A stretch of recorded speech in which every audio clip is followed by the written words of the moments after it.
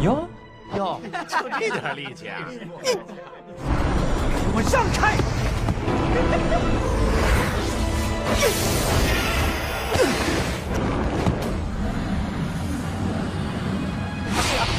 不就是吃晚饭的吗？啊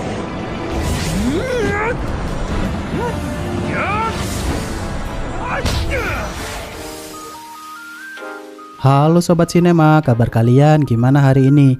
Semoga dalam kondisi baik-baik saja ya. Kali ini kita akan bahas sebuah film yang berjudul Battle Through the Heaven dulu, sembari menunggu video asli dari I Am God rilis ya. Memang sudah banyak sih yang bahas film ini di mana-mana.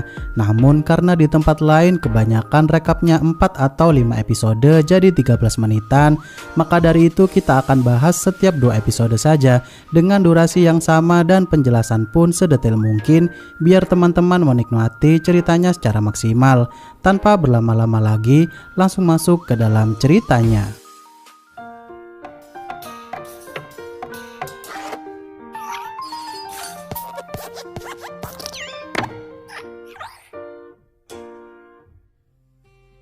Di awal film kita diceritakan jika semua orang yang hidup di sana sangat bergantung sekali kepada yang namanya Douji, yang dimana Douji itu sendiri adalah semacam energi spiritual atau aliran Ji. Douji sendiri memiliki berbagai macam tingkatan yaitu Douze, Douji, dan yang paling tinggi adalah Dodi. Kemudian kita pun diajak ke sebuah kota yang bernama Wutan, di mana sebuah keluarga besar Xiao mengadakan sebuah ujian. Semua anak muda dari keluarga Xiao pun mengikuti ujian tersebut untuk menentukan ada di tingkat mana Douji mereka saat ini. Tibalah saatnya giliran pertama yang mengikuti ujian tersebut adalah seorang pemuda yang bernama Xiaoyan, yang dimana dia dijuluki bocah jenius 3 tahun lalu. Namun selama 3 tahun terakhir Douji-nya menurun drastis hingga dia diremehkan oleh semua orang di sana. 是不是就那个4岁练气10岁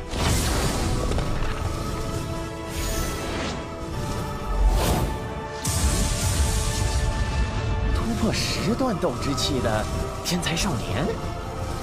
小眼斗之气3段，第一。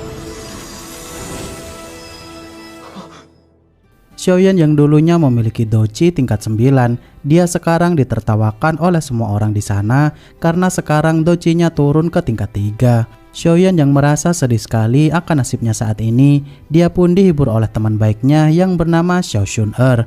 Kemudian tibalah saatnya di mana giliran Xun-er untuk mengetahui ada di tingkat berapa tingkat Douji-nya saat ini. Dan mereka semua pun sangat terkejut saat melihat Xun-er memiliki Douji tingkat 9. 萧炎哥哥，我上去了，你等着我。萧薰儿，斗之气9段。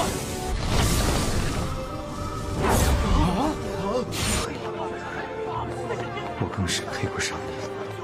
Di tempat aula utama keluarga Xiao, terlihat 2 keluarga besar lainnya sedang berkumpul mendiskusikan pasar di kota Wutan sana, yang dimana pasar tersebut dikelola baik oleh ayah Xiaoyan yang bernama Xiaozan dari keluarga Xiao, Jialibi dari keluarga Jiali, dan Aobapa masih belum diketahui dari mana keluarganya.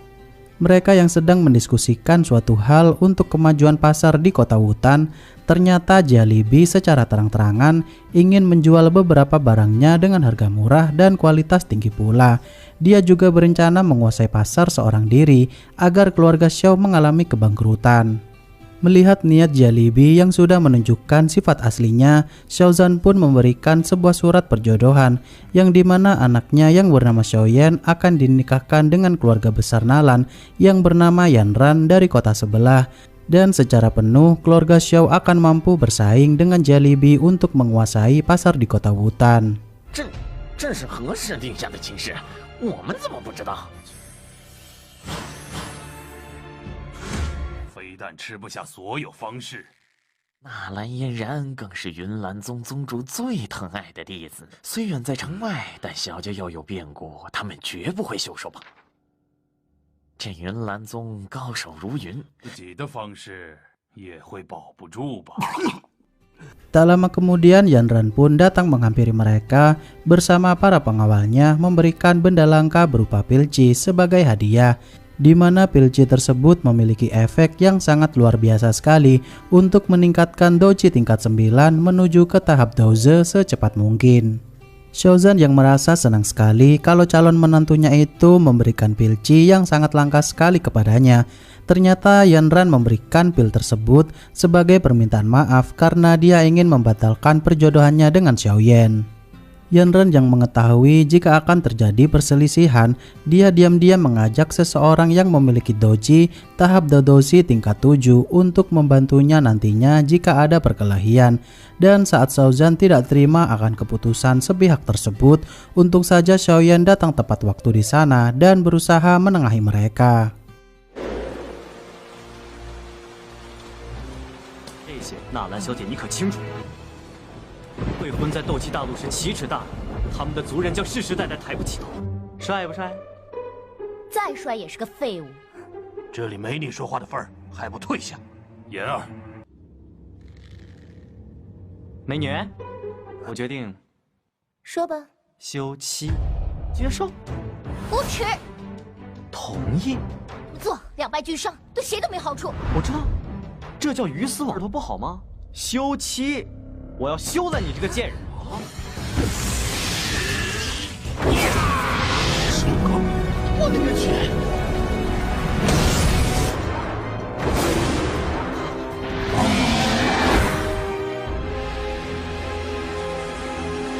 也要小心！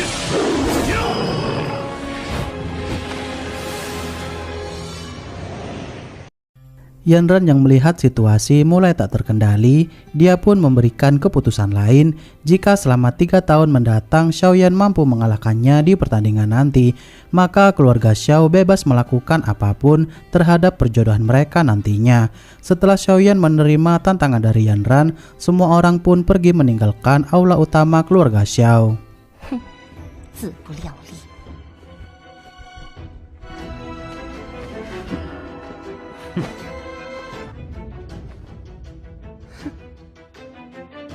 莫欺少年穷。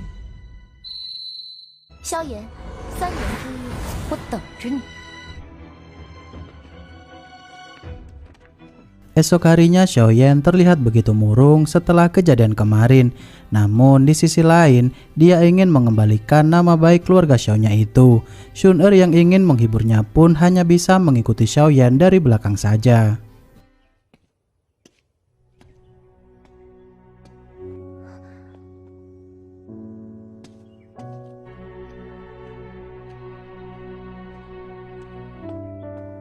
Xiaoyan 哥哥。 Saat Xiaoyan bertemu dengan salah satu sepupunya yang bernama Xiaoning, dia dihadang oleh Xiaoning dan teman-temannya sambil meremehkannya.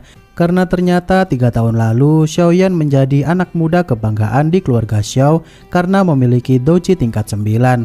Dan sekarang doji Xiaoyan bukannya naik malah turun ke tingkat 3 dan menjadi beban keluarga Xiao saja. Tak tahan akan hal itu, Xiaoyan pun marah dan menyerang Xiaoning.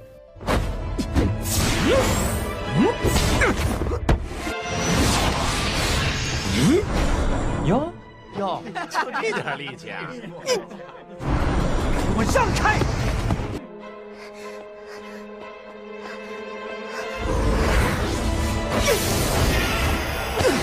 小心儿保护我，岂敢下手？那儿子就是不一样嘛，还有人暗中保护。萧炎哥哥，我……男人之间的事情，女孩子插什么手？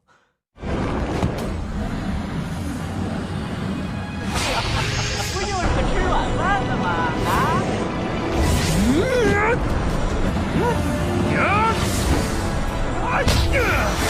萧炎哥哥，不要啊！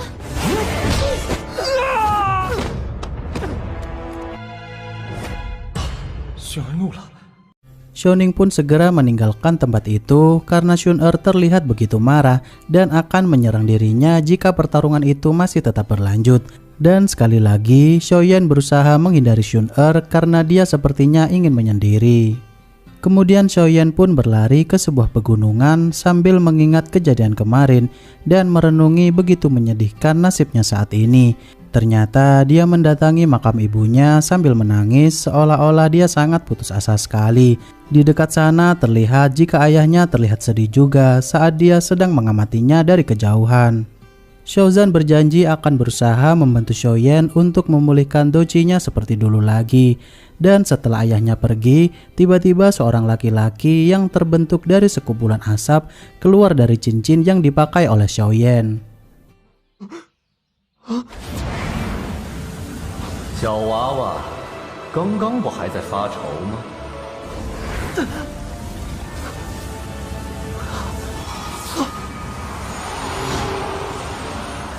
却吓成这个样子。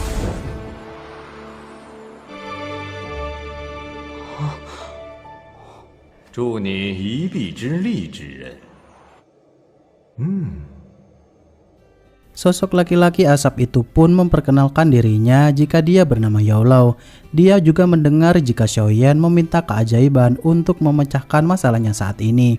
Youlo pun membantunya secara sukarela untuk meningkatkan Douji milik Xiaoyan, dan tak hanya itu saja, dia juga akan membantunya menguasai teknik-teknik tingkat tinggi lainnya untuk Xiaoyan. Awalnya Xiaoyan tak percaya jika Youlo mampu mengajarinya teknik tersebut karena dengan tingkat Douji-nya saat ini mustahil mempelajari teknik itu jika tak mengkonsumsi pil khusus terlebih dahulu.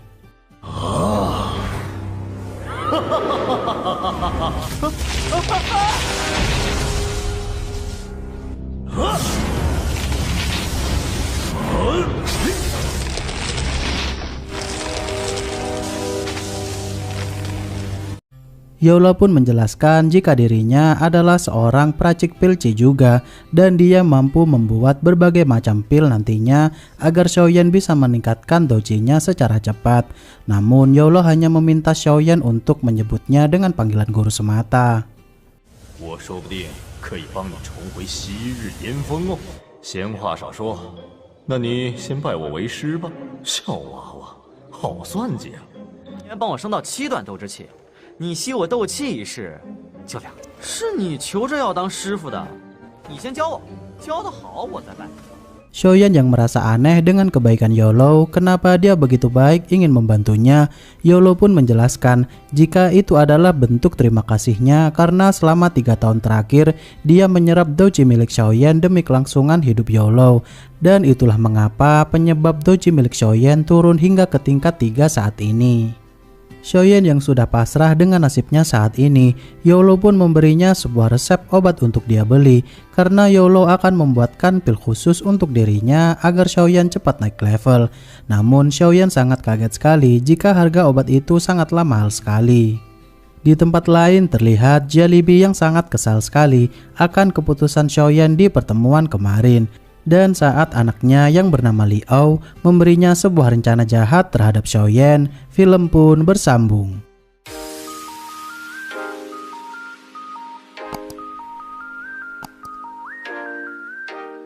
Cukup sekian di episode kali ini. Untuk episode 2 dan 4 nanti kita bahas di part selanjutnya ya. Terima kasih sudah menonton video ini hingga akhir. Sampai jumpa di video selanjutnya. Dadah.